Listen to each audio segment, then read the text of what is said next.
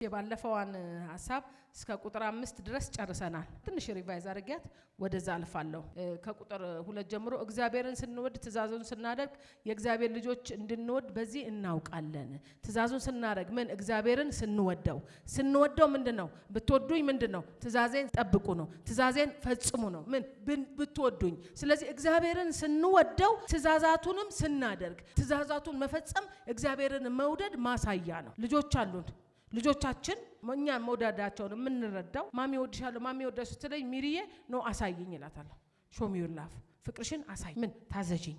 ይሄን አይሆንም ያልኩሽን ነገር አታድርጊ። ትእዛዜን ስታከብር ለኔ ያላት ቫልዩ ምን ይለኛል? ይገባኛል። እንደምትወደኝ እኮ አውቃለሁ፣ ግን መውደዷን እንድታሳየኝ ይፈልጋል። እግዚአብሔርም እንደምንወደው ያውቃል፣ ግን መውደዳችንን የሚገባው መገለጫው ትእዛዙን ምን ማለት ነው? ማክበር ነው። ትእዛዙ ደግሞ የታወቀ ነው። ትእዛዙን ልንጠብቅ የእግዚአብሔር ፍቅር ይህ ነውና ትእዛዙም ከባዶች አይደሉም።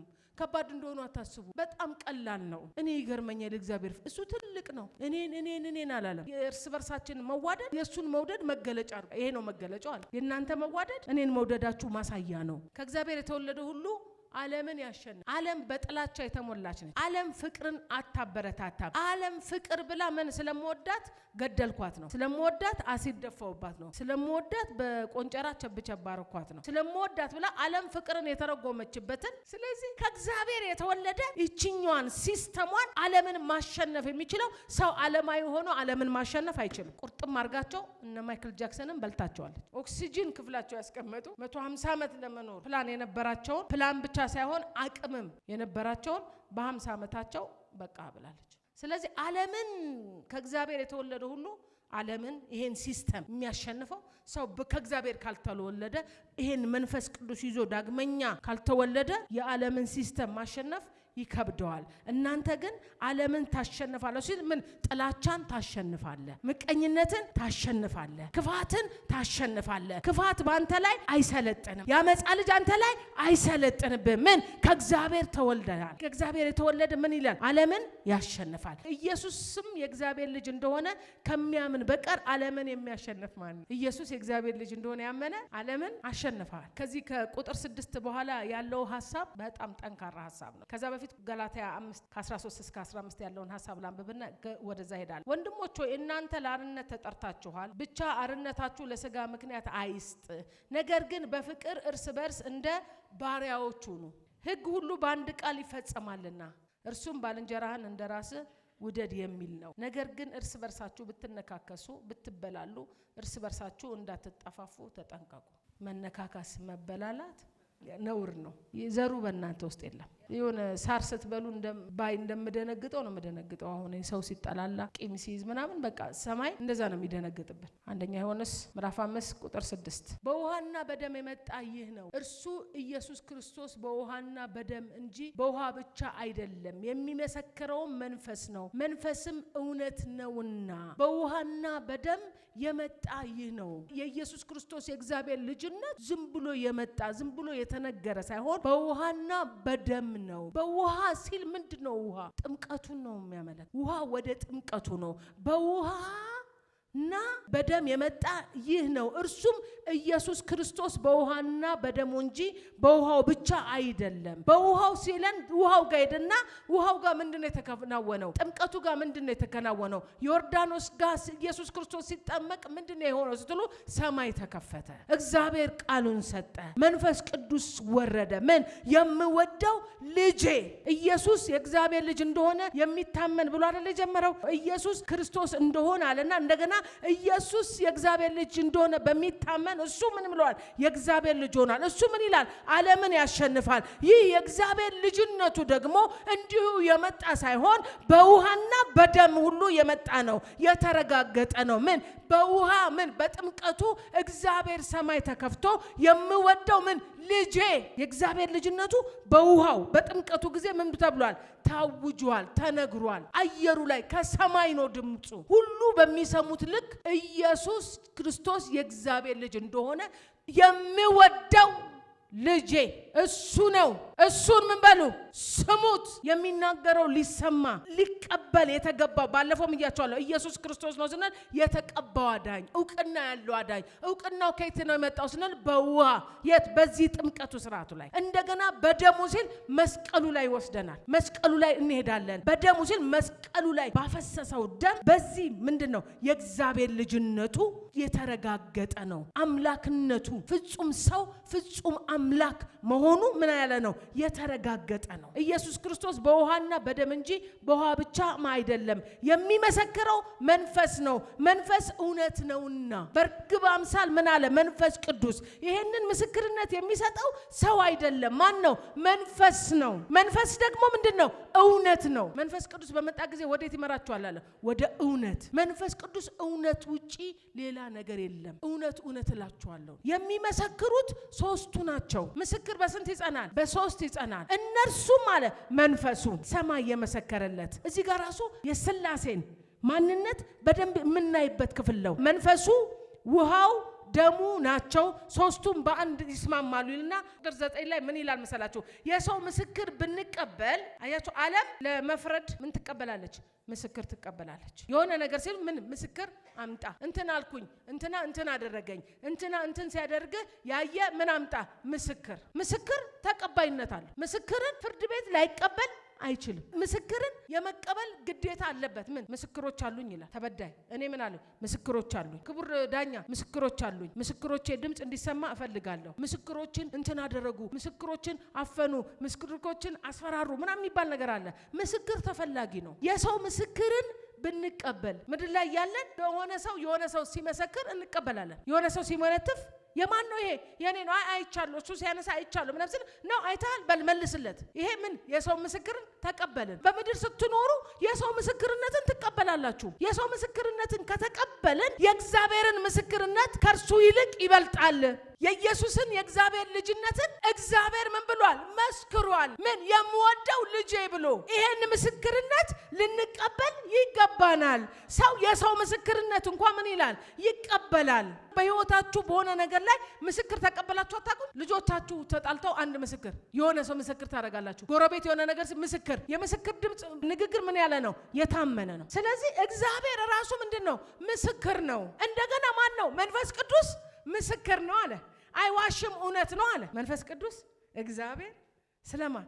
ስለ ልጅ ሥላሴን እያያችሁ ነው። እዚህ ጋር በአካል ሶስትነታቸውን እዚህ ጋር ምን እያለ ነው? በደንብ አስረግጦ እያሳየን ነው። የሰው ምስክር ብንቀበል የእግዚአብሔር ምስክር ከእርሱ ይልቅ ይበልጣል። ስለ ልጁ የመሰከረውን የእግዚአብሔር ምስክር ይህ ነውና ምን በውሃው የመሰከረው እሱ ነው። ስለ ልጁ የመሰከረው ምስክር የተመሰከረለት ኢየሱሳችን የተመሰከረለት ሰማይ የመሰከረለት መንፈስ ቅዱስ የመሰከረለት በእግዚአብሔር ልጅ የሚያምን በነፍሱ ምስክር አለው። ኢየሱስ ክርስቶስ የእግዚአብሔር ልጅ ነው ብለህ ስታመን በእግዚአብሔር ልጅ ስታመን ምን አለ? ምስክር አለ። ምን? በነፍስ ምስክር አለን። ኢየሱስ የእግዚአብሔር ልጅ እንደሆነ በነፍሳችን ስናምን በነፍሳችን ምስክር አለን። በነፍሱ ምስክር አለው። በእግዚአብሔር የማያምን እግዚአብሔር ስለ ልጁ የመሰከረውን ምስክር ስላላመነ ሐሰተኛ አድርጎታል። ሰው በእግዚአብሔር እያመነ እግዚአብሔርን አምናለሁ እግዚአብሔር አለ እያለ በእግዚአብሔር እያመነ በልጁ የማያምን ከሆነ ይሄ አያምንም አማኝ አይደለም የሚባለው። እግዚአብሔርን መስካሪውን ምን ታረጉታላችሁ? ሐሰተኛ ታረጉታላችሁ። አለማመን አይደለም። እግዚአብሔርን ሐሰተኛ ነህ፣ እግዚአብሔርን ውሸታም ነህ። እኛ እንኳን እንዴት ነው የሚያመን? እውነት የሆነ ነገር ተናግረን እንደ ውሸተኛ ስንቆጠር እንዴት ነው የሚያንገበግበን? እንዴት ነው የሚያመን? አሁን እዚህ ጋር ኢየሱስን እንደ እግዚአብሔር ልጅነት ሳትቀበሉ ይሄንን የሚጽፈው ሐዋርያ ዮሐንስ ባለፈው እንዳልኳችሁ ኖስቲስት የሚባሉት እነዛ ሐሰተኛ ትምህርቶች ኢየሱስ ክርስቶስ የእግዚአብሔር ልጅ አይደለም፣ ስጋ አልለበሰም፣ መለኮት ልክ ሊሰቀል ሲል ጥሎት ሄዷል የሚል ትምህርት አላቸው። እኔ ልክ መለኮት ኢየሱስ ክርስቶስ ፍጹም ሰው ፍጹም አምላክ ነበረ ስል እንደምን ይሰማኛል መሰላችሁ? አሁን አንድን ብረት እሳት ውስጥ ስታስገቡት ብረቱ ጠቅላላ ምንድነው የሚሆነው? እሳት ነው የሚሆነው። እሳቱን ውጦት ነው የሚወጣው። ያንን የወጣውን ብረት ስትመቱት የምትመቱት ማን ነው? ብረቱን ነው። እሳቱ እኮ አለ፣ እሳቱም ውስጥ አለ። እሳቱን ግን አትመቱትም። የሚመታው ማን ነው? ብረቱ ነው። ኢየሱስ ፍጹም ሰው ነበረ። እሳቱ ያ እሳት ያ መለኮትነቱ እሱ ውስጥ አለ።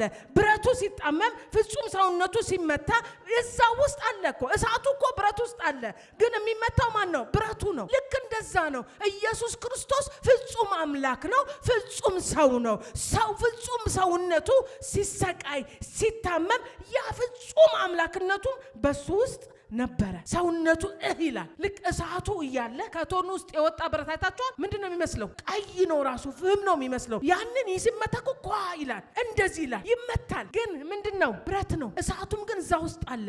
ልክ እንደዛ ፍጹም ብረት ነው፣ ፍጹም እሳቱ ይሆናል። ኢየሱስ ክርስቶስ ፍጹም ሰው ነው፣ ፍጹም አምላክ ነው። ልክ እንደዚህ ስቃዩ ሰውነቱን ያገኘዋል። አምላክነቱ ደግሞ ምን ይላል? በባህር ላይ ይራመዳል፣ ሙታንን ያስነሳል። ፍጹም አምላክ ስለነበረ ሰዎች የማያረጉትን ነገር ምንም መቃብሩን ፈንቅሎ ይወጣ ነበረ። የታመሙትን ይፈውስ ነበር። ቃሉን ይልክ ነበረ። አምላክነቱ ይገለጣል፣ ሰውነቱም ይገለጣል። ልክ እንደዛ ብረት ውስጥ ቆይቶ እንደወጣ ብረቱ እንደሚገኝ እሳቱም እንደሚታይ ኢየሱስ ክርስቶስ ፍጹም ሰው ፍጹም አምላክ ነው። ስለዚህ በእግዚአብሔር ልጅ የሚያምን በነፍሱ ምስክር አለው።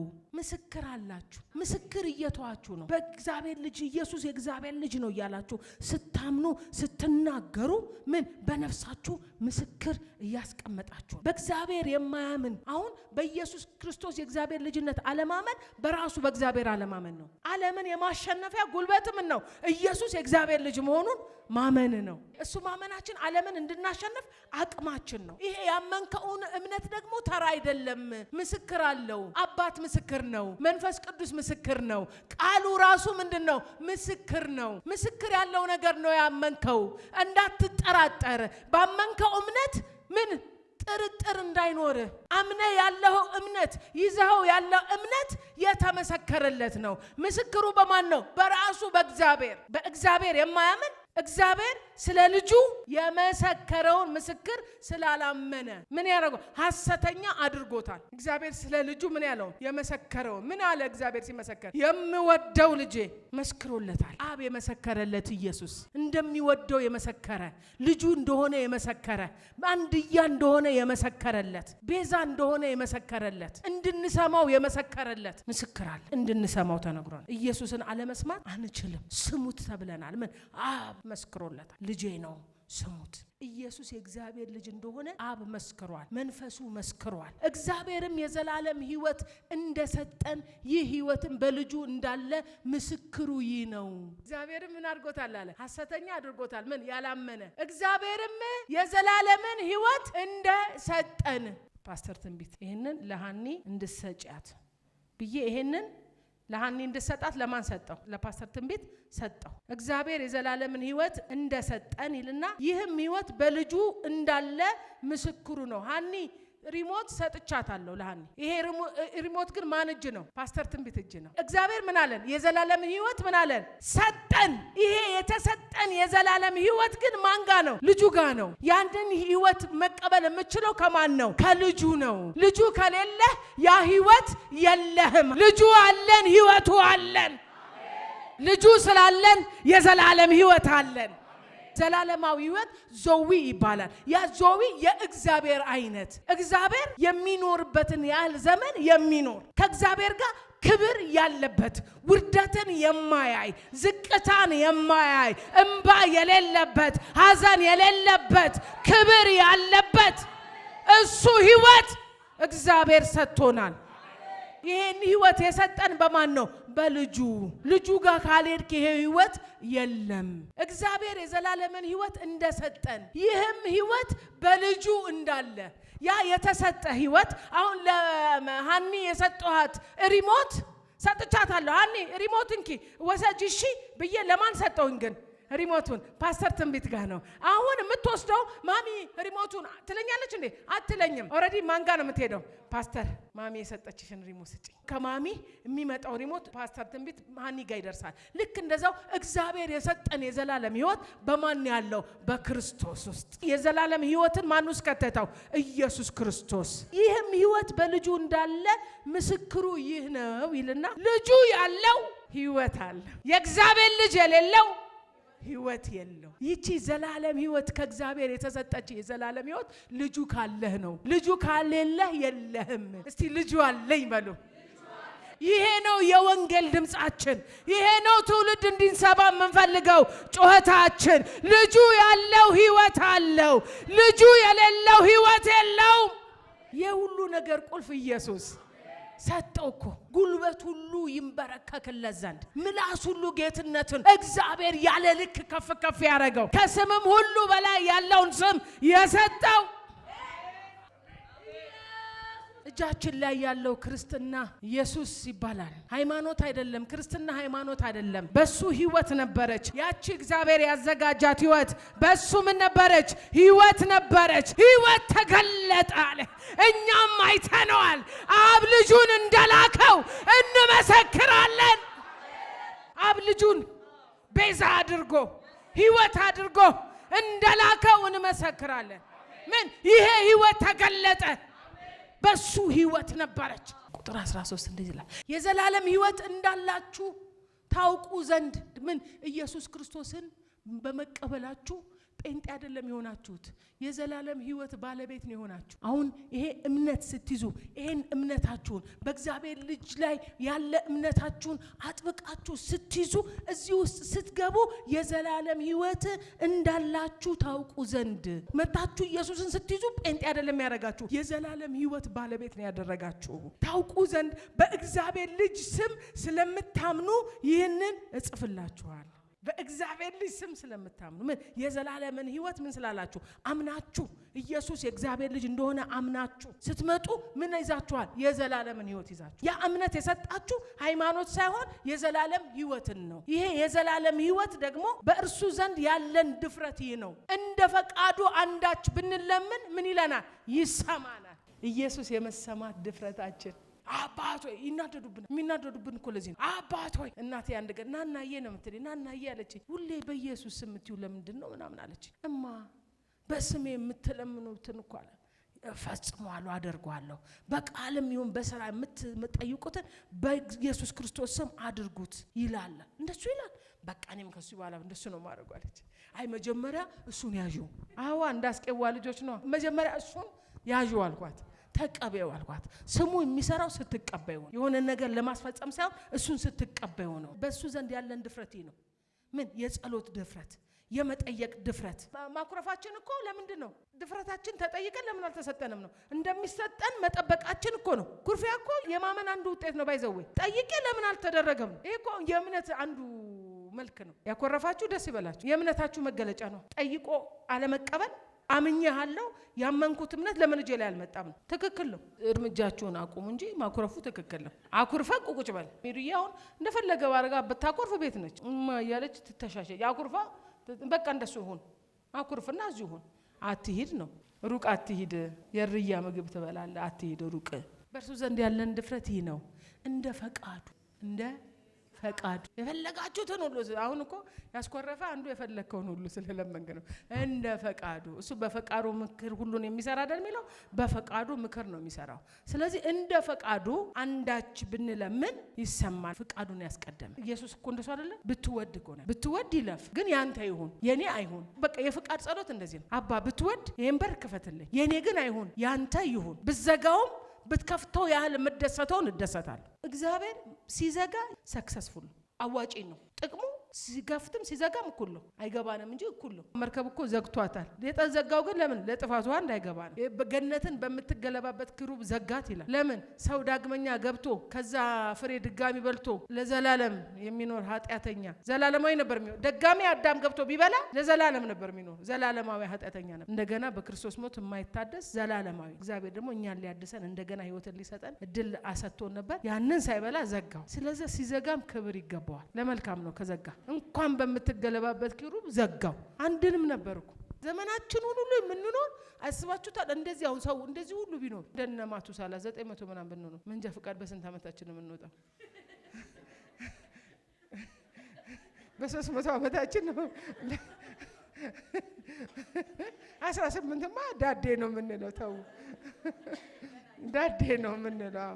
እንደዚህ ያስጠላል። እንደዛ ሆኖ እንዲህ እየተባላ እንዲህ እየተቋሰለ ዓለም ታስጠላለች እኮ አታምርም። ስለዚህ ዘጋው። እንኳን ዘጋው የሆነ በርክ ዘጋብ እንደ ፍቃዱ ካልሆነ ይዝጋው። ስትጸልዩ እንደ ፍቃድ አስገቡ። የብዙ ጸሎት አለመመለስ ምን ፍቃዱን ያለ ማስቀደም። ብትወድ ይሄን ክፈተው፣ ካልወደድክ ግን ያንተ ይሁን የኔ አይሁን። አባቱ ይሄ ጸሎት ነው፣ እሱ ያደርገዋል። የምንለምነውን ሁሉ እንዲሰማልን ብናውቅ ከእርሱ የለመነውን ልመና እንደተቀበልን እናውቃለን። ሳምንት እንቀጥላለን።